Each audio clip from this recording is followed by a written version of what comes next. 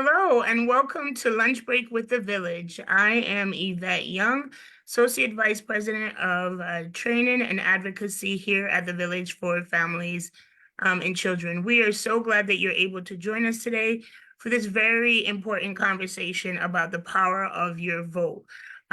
We are delighted that you are here and we would love to know where you are checking in from.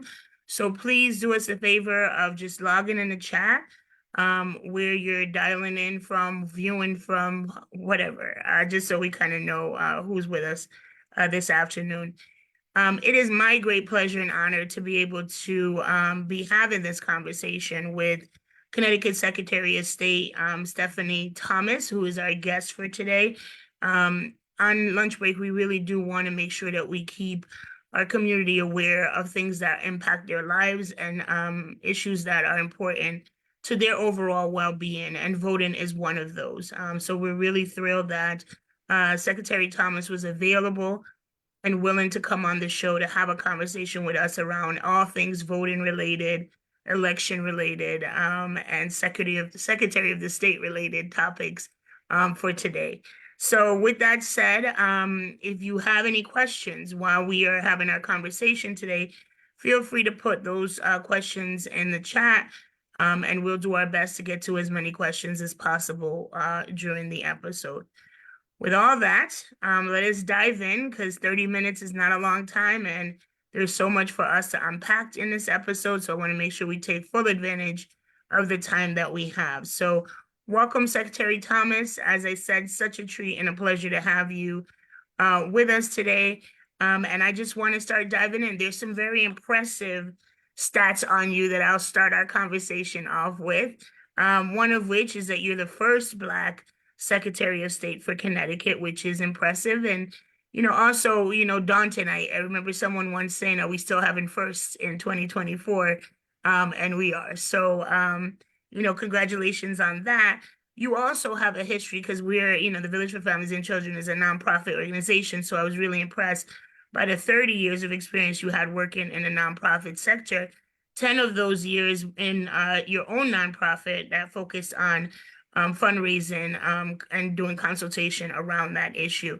So with your history that you have, I go, okay, how did we end up in a place of being Secretary of the State, sort of moving into more of a political realm? So could you just talk to us a little bit about like how you, with the history you have, decided that this was a position that was important to you? Sure. Thank you, Yvette, for having me. I'm really excited to be here. Yeah, my history was not a natural fit. I certainly never grew up thinking I'd be in government. I grew up very poor. I was very, very shy. I had a stutter until I was in my 20s. So I certainly never thought I'd sort of make my living giving public appearances.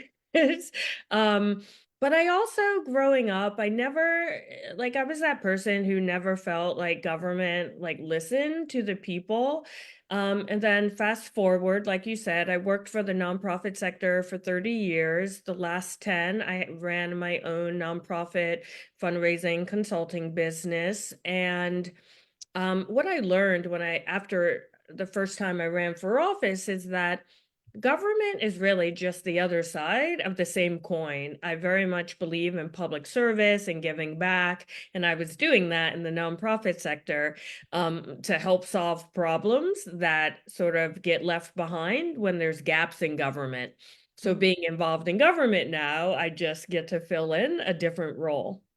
Awesome. And you're right. It's like when you're paying it forward, it is on multiple levels, not just through, your paid profession, but also through civic engagement activities and serving in the way that you're serving. So we're glad that you decided to make that transition and now you're in the role that you're in. So just so everyone knows, because I know I'm sitting here naive, what does the Secretary of the State do as far as your work, your office? What do you oversee? What are the elements? Because, this is a unique opportunity for us to kind of learn as much as we can. So help us understand what your department does and your position does as far as the state is concerned. The funny thing is, no one knows what we do, so don't take it personally. And we do many, many, many things. I won't get into all of them, but if you need an apostille to authenticate a document overseas, that's done in our office.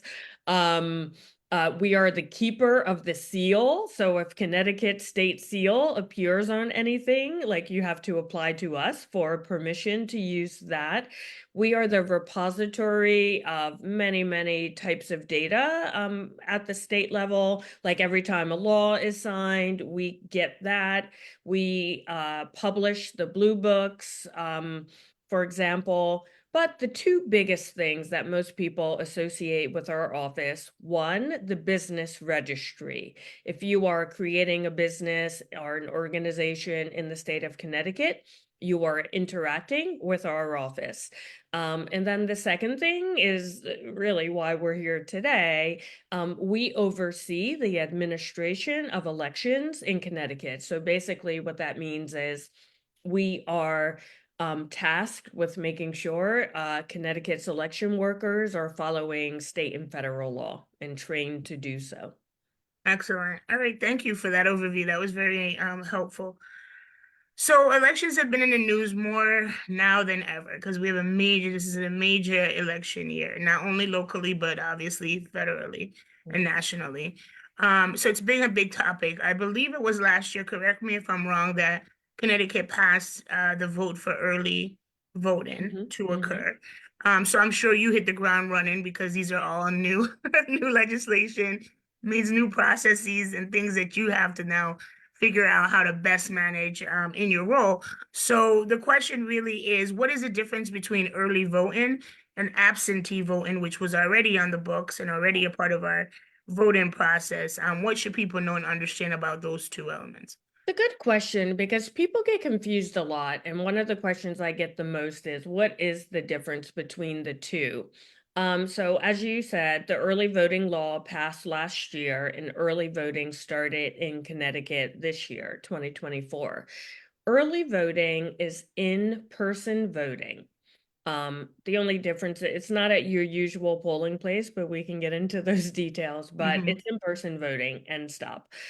So much like election day, you show up, once they verify you as an eligible voter, you get a ballot. The main difference is that ballot then goes in a sealed envelope, placed in the secure receptacle and kept secure under lock and key until election day when they're opened and counted. Absentee voting is something entirely different. Absentee voting is for people who do not plan to vote in person by and large. Um, so you can return your absentee ballot via mail or by Dropbox. You can go in person to your town clerk and vote with the absentee ballot. But the most important distinction, and I think the reason people often get confused is that a lot of voters treat the absentee ballot law casually. Um, in Connecticut, there are 6 reasons that you have to sign under penalty of perjury that you are voting by absentee ballot because one of those 6 reasons would prevent you from showing up on election day to vote. Hmm. Um, and I know I live in a part of the state where a lot of people commute to New York City to their jobs. And I remember years ago, long before I ever got involved in politics, I was just a commuter trying to vote. And people would say, like, oh, I vote by absentee ballot because, like, I don't know, the train might be delayed and I'll get home too late. That's illegal. You can't do that. Um, or at least at that time you couldn't. Now, one of the reasons is you'll be out of your town for part of the day. But it's really important for people to understand what those 6 reasons are, how they work, and decide if absentee voting makes sense for them or early voting. Excellent. And I know sometimes, there's been like polling lines that are like endlessly long, not really in Connecticut, probably more in other places, but some Mhm. parts of Connecticut are more Sometimes, yeah. densely populated than others, having to wait in line for hours on end. And the beauty about early voting is that it takes care of that. Feed folks who work different shifts, right? And so it's like you got to figure out when can I get there to do it before I go in for my job. And, so some basic things that may come up on the actual day, like you're not an absentee voter, but your day that day becomes complicated. The beauty of the Yes. early voting is that you could take care of it before Yep. and schedule it into your plans, which is nice. So Yes. exciting to see how that works this year, how many people take advantage of it. But I think it's important for us to let people know that option is there. If you're going to be out of state, you're not going to be here, you want to just get that taken care of before, then the beauty is that that option now exists for you. So, what are some of the ways that Connecticut makes voting more accessible to those with disabilities? Because I think we don't often think about that, especially those of us who are, mobile and just drop in whenever. But is absentee voting one of those options that exist for folks with disability, or are there other measures that are being taken? Yeah, absentee voting, definitely a good way for people who might have a permanent disability to vote. We even have a permanent disability list. So, you don't have to go through the process of reapplying for your absentee ballot all the time. You can be placed on that list if you medically qualify. Early voting is also something very good for people with disabilities. And we didn't talk about it, but I hope my one of my staff people will put in the chat our Civics 101 site, civics101.ct.gov. Early voting is great because it's 10 a.m. to 6 p.m. most days, some days 8 a.m. to 8 p.m., depending on the election. It's 7 days or 14 days.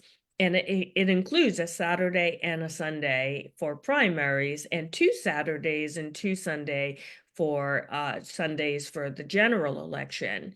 And like AARP was one of the main groups supporting the early voting law because a lot of people may have a disability that requires them to, like, they're totally functional, but it requires them to take medication. And sometimes your medication hits you one way one day and a different way another day. So early voting gives you opportunities to vote in person, which a lot of people like to do before the election day. So you can pick and choose. Another thing I've come to learn since becoming secretary is that a lot of people don't understand or know that every single polling place in Connecticut has an accessible ballot marking device. So what that means is if you have a disability that, might require, you can't mark your ballot with a pencil or pen because maybe you have a tactile issue. The accessible machine has a touch screen, so you can choose your candidates that way. If you are low vision and maybe can't make out the print, even with the magnifying glass, or you're blind, the accessible voting machine also has audio ballots. So a lot of people don't realize this exists. So if you know of anyone with a disability who's concerned about being able to vote at their polling location, please let them know. You can find information on our website. And someone with a disability is also allowed to bring someone in to assist with them. To assist them with voting. It can't be like your employer or union or a candidate on the ballot, but it could be a friend or family member, someone else that you trust to help you cast your vote. And then two other things I'll mention because people often either don't know or get confused. Curbside voting is only if you have a temporary incapacity. So, like I explain it, you break your leg, or maybe you had knee surgery or something, and Mm-hmm. it turns out you can't walk like you thought you would be able to. You can use curbside voting. That also is available at every polling place. And a line placeholder, if you have an issue standing for a long time, you mentioned there might be a long line. And Mm-hmm. sure, it might not be hours long, but maybe you can't even stand for 15 minutes for whatever the reason. You can go alert the moderator, and they will hold your place in line while giving you a seat in the polling location. And then when it's your turn, you can go and cast your vote. So I know that was a lot. I always just refer people, get very comfortable going back to our website all the time. And Mm-hmm. our main vote website is myvote.ct.gov. No, I love that, and I love the details that you just gave because I don't think people are aware of that at all times. And there's so many resources, as you just described, that can really truly be instrumental in making it accessible. And I think that's what's important. So glad you share that. You have myvotect.gov, you have civics101.ct.gov. So there's resources out there for folks and you have time to read Yeah. up so that you're ready Yes.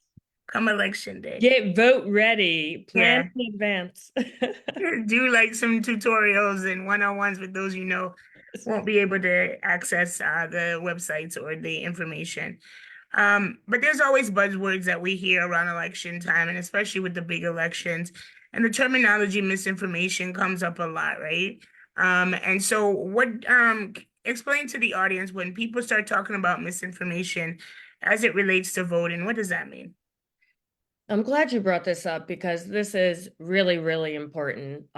National security agencies nowadays rank misinformation and disinformation one of the biggest security threats facing the nation. Mhm. So it's more than a buzzword. It's something we have to take very, very seriously. So let me just give you two definitions. Disinformation is false information deliberately spread to mislead or harm. And that's what we think of often when we think about foreign interference, like we've seen in past elections, where someone is deliberately putting out false information, trying to cause chaos or harm or damage a candidate, etc. And that's difficult enough, but misinformation is the inadvertent spread of false information without any intent to harm. So, what I like to say is that's all of us. So imagine this, like this happened, I forget, I think it was, might have been the 2019 or 2020 election.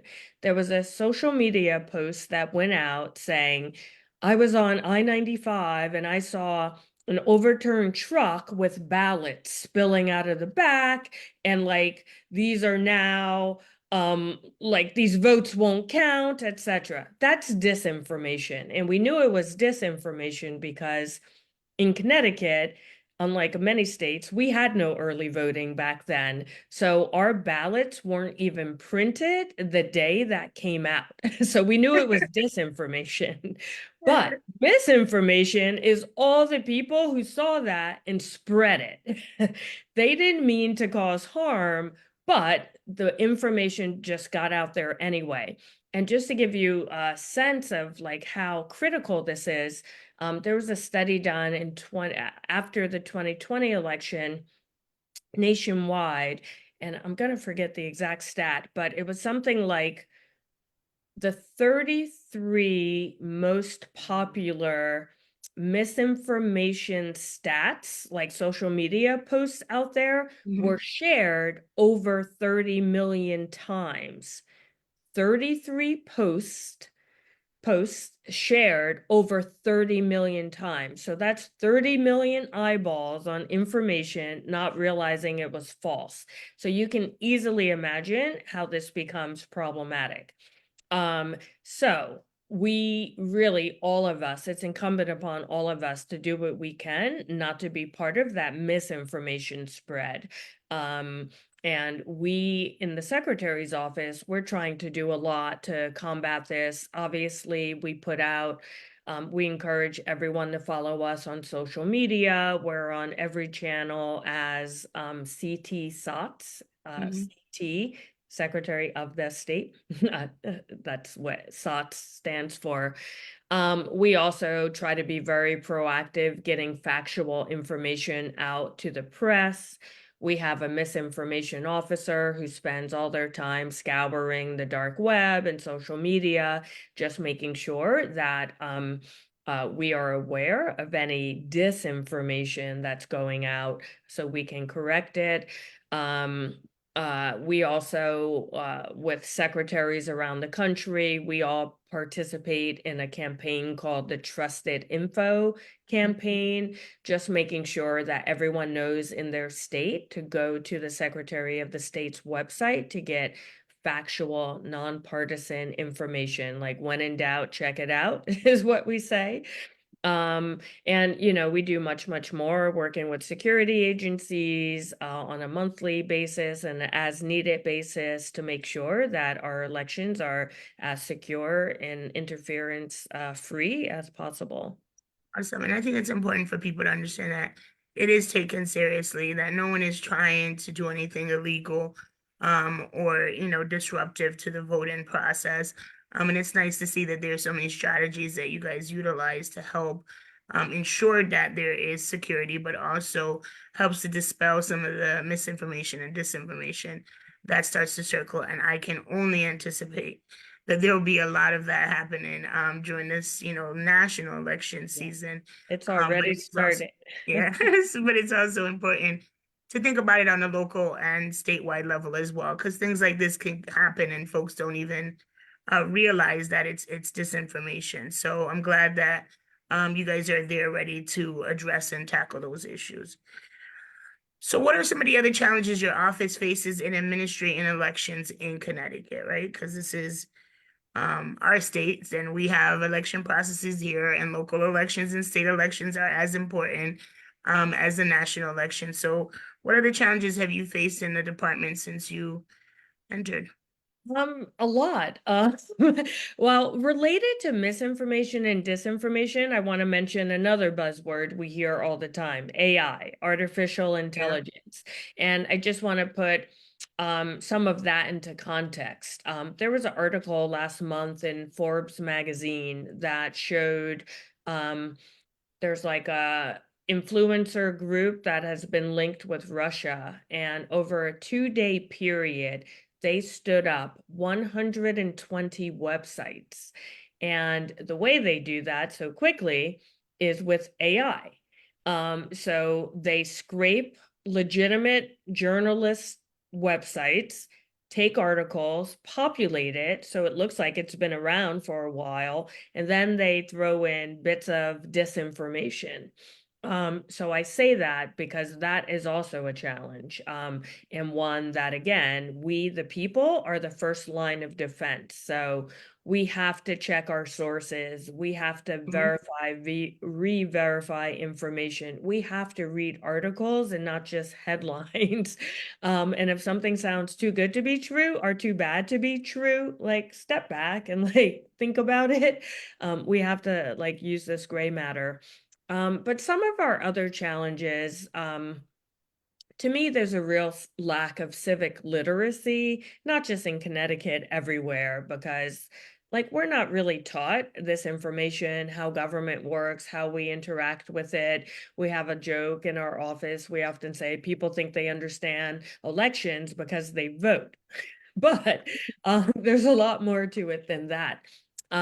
So this lack of civic literacy not only leaves us vulnerable to misinformation, but I think a lot of the sort of feeling like people feel less secure about our elections than they should because they don't know a lot about how it works behind the scenes and what laws are in place, etc.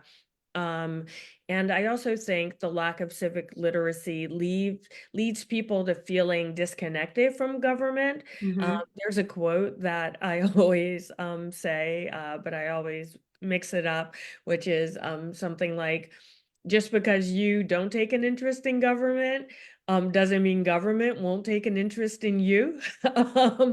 We have to understand how it works, how to make our voice heard, etc.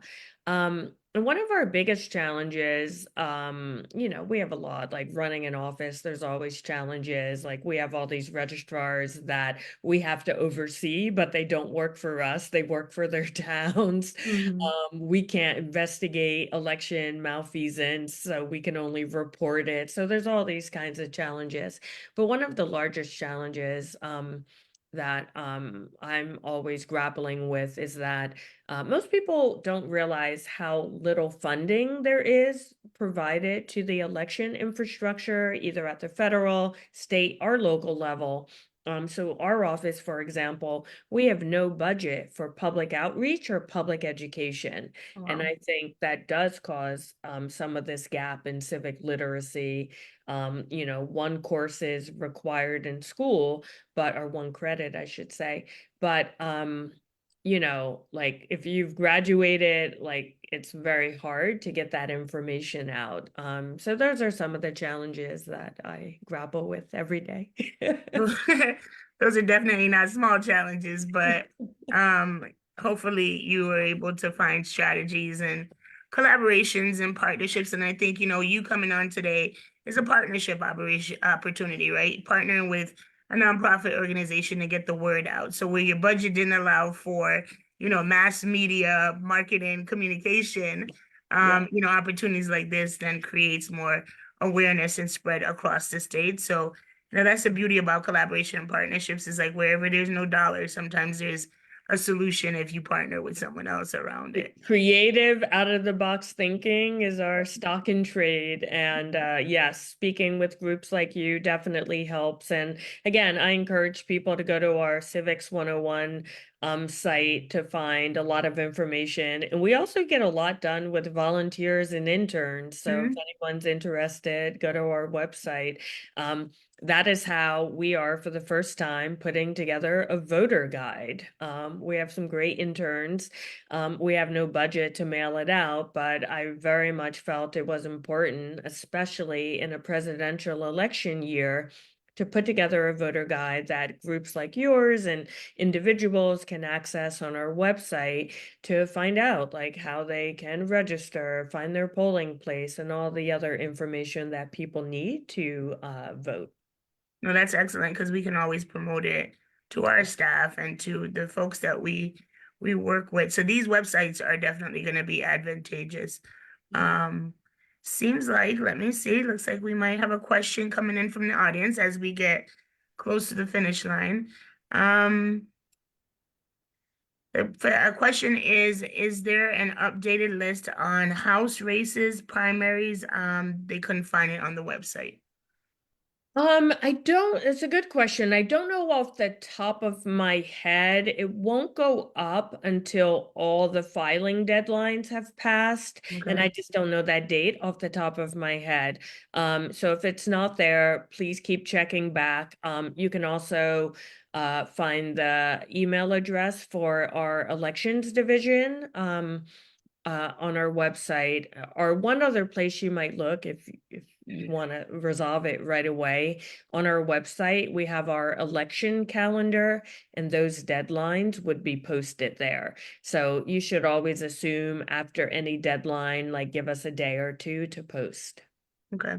Excellent. We are literally, and I still have more questions to ask, Oh, but we're wait, I have to literally, say one thing, Yvette, and no, I'm please, not done. I have one more everyone. question for you, but Oh, we're okay. literally at the end of the show, which always happens. But I do have one more question I want to ask, and then you could definitely close us out with any final Okay. thoughts that you have. But I think this is a really good question because it's about voter turnout, right? And we hear that a lot about people going to the polls, not going to the polls. Maybe I vote, maybe I won't vote. I'm so frustrated. You hear all this sort of commentary happening. So just wanted you to talk, from your lens, your perspective. What would you say to people who aren't excited to cast a ballot in the upcoming election? Oh my gosh. When people say they're not going to vote, I'm like, no vote is also a vote. Yes. Um, and by the way, a lot of elections, especially in Connecticut, are won with under 20 votes. Many, more than you would think, are actually won with one vote. Um, and I tell a story when I'm speaking to young groups in particular, because when I was young, like I said, I was a bit jaded, like government, like, until I realized that literally almost everything in my life has been shaped by government. And I tell two Hmm. stories. One, someone in government decided a long time ago that free breakfast and free lunch should be provided to students of low socioeconomic means. And that was me. Would I've been able to get the same good grades in school without that food? I was often living without electricity, like food kept outside in an ice box, etc. I don't know.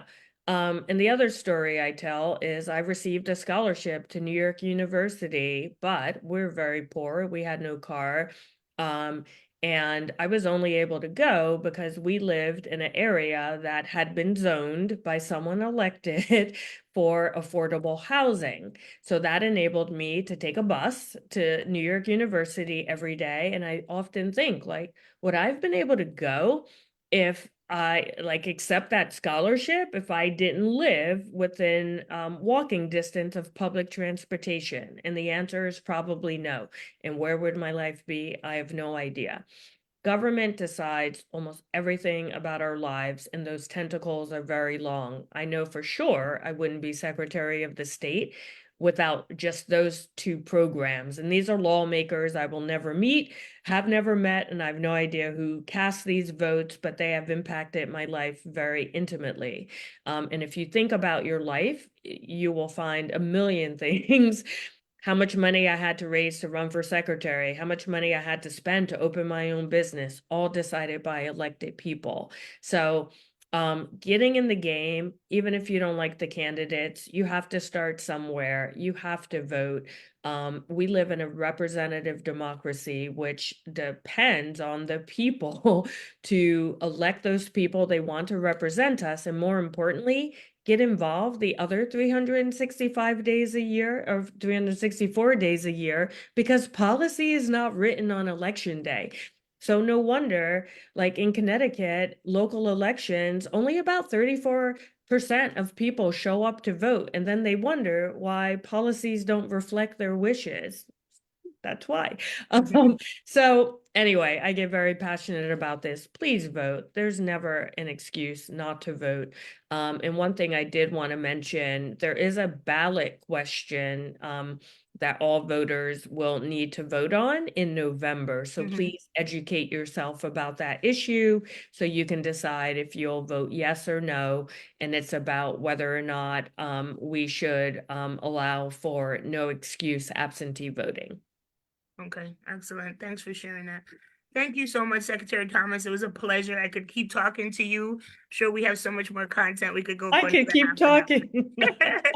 We could definitely go for another half an hour. So I really cherish the opportunity for us to have this conversation, for the awareness this will bring to the community. And hopefully folks will get out there and educate themselves. So once again, civics101.ct.gov and myvote.ct.gov are opportunities for you to gain more insight and information to prepare yourself for November.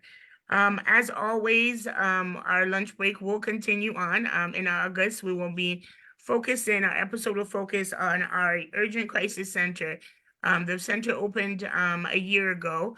And so we're going to be celebrating their 1 year anniversary and talking about impact and looking at how this new treatment option has impacted our youth and children in Connecticut. So please join us in August for that conversation. As always, please check us out on LinkedIn, Twitter, and Facebook to get additional information about previous lunch break episodes. If you want to watch an episode, you can also do that through our website and our landing page for lunch break. There's a ton of resources and information on this site, and so we ask for you to access it. Thank you so much for joining us. Thank you, Secretary Thomas, for joining us. We appreciate and value all of you, and we hope that you know that we are always here to support you through any trials and tribulations that may come in your life. And we are appreciative of your support each and every day. So, with that said, be well, and we'll see you next time.